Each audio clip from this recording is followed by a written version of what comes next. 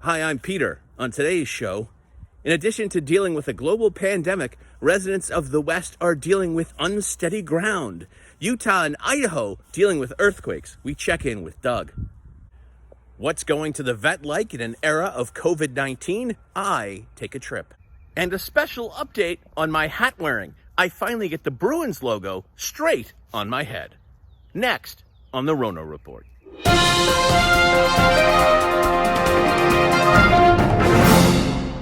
My friend Doug lives in Sandy, Utah, and in addition to dealing with a medical pandemic sweeping the world, out west they are dealing with earthquakes. Utah just had a large one. Idaho had one today. So Doug is dealing with two really big events. So we're going to check in with him to see how he's surviving these disasters. We've had a few earthquakes, or aftershocks, I should say. About a little over 420 of them. I think the apocalypse has come and come and come and come again because there has been nothing on the shelves in the grocery stores. It's like every day is the apocalypse arriving. I'm going to try to turn this so you can see where we're at. If I turn just right and I walk a little bit further to the end of the deck, it's about a 20-foot drop off. Oh, good God. Was that horrifying? Was that you during your work day or at night? I forgot. No, it was in the morning as we were waking up. That's Hit right. us here. So the earthquake itself centered just north of the Salt Lake International Airport. Personally was up taking my inhalers and went, what the heck is that? And by the time I said, what the heck, my brain finally went, oh, that's an earthquake.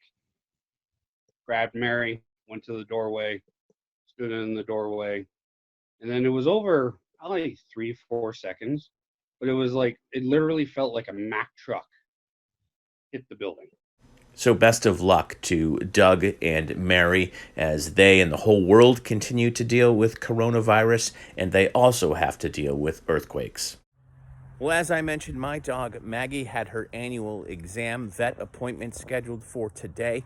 So do you go to a vet appointment during a pandemic? How do you do it? I wasn't sure. I went today to take a look.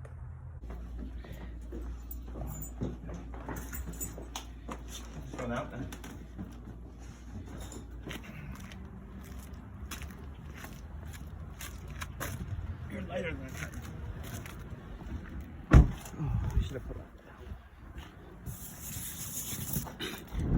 Here we are now on the way to Great Falls Vet for Maggie's annual appointment. And as with everything else in the era of coronavirus, there's a couple strange steps I've got to take to make this happen. I'm going to get in here and we're actually going to call the vet on the phone and they'll come out to the parking lot. So turning in right now.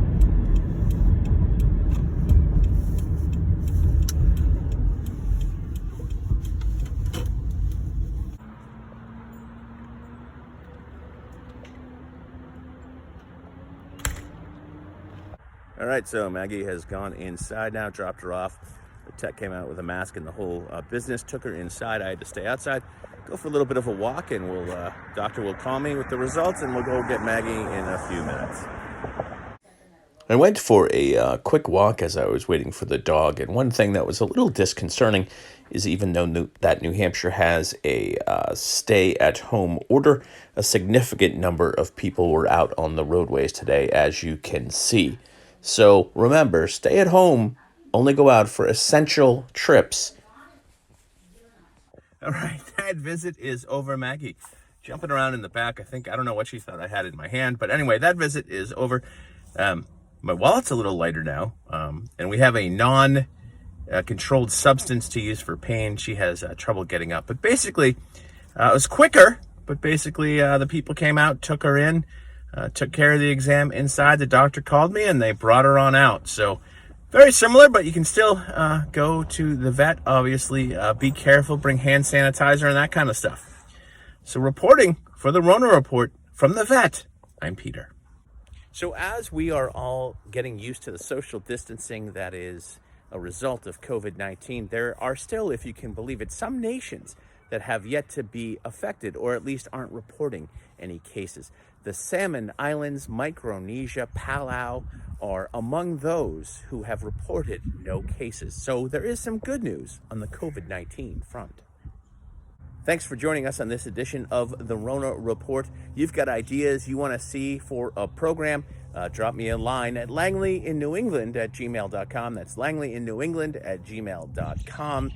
Send me updates. Send me some segments on what you're doing at home, and maybe I'll put you on a future episode. Thanks for joining me. And the entries are flooding in for the Rona Poets Challenge. What is that? Simply record yourself doing a poem. It can be a rhyme. It can be non-rhyming. It can be a haiku. It can be iambic pentameter, a free verse. I don't care. It can be funny, sad, happy. Just get your feelings out on this isolation and quarantine thing. Make a poem, record yourself, upload it to YouTube. Use the hashtag Rona Poets, and we'll get you on there and check that out.